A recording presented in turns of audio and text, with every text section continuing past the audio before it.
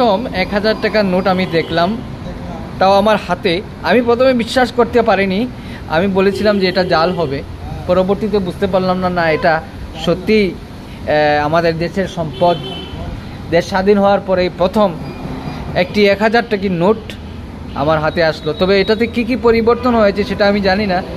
এখানে দেখতে পাচ্ছেন বাংলাদেশ ব্যাংক 1000, আর এইদিকে আমি দেখতে পাচ্ছি আবারও বাংলাদেশ ব্যাংক, জাতীয় সংসদ ভবন এবং 1000 টাকার নোট। আর কি কি পরিবর্তন এনেছে জানি না। আর পুরাতন যে নোটগুলো দেখছেন, এই হচ্ছে সেই পুরাতন নোট, আর এই হচ্ছে নতুন নোট। যাই হোক, অসম্ভব ভালো লাগলো। এখন দাদার অনুভূতি কিটা? হ্যাঁ,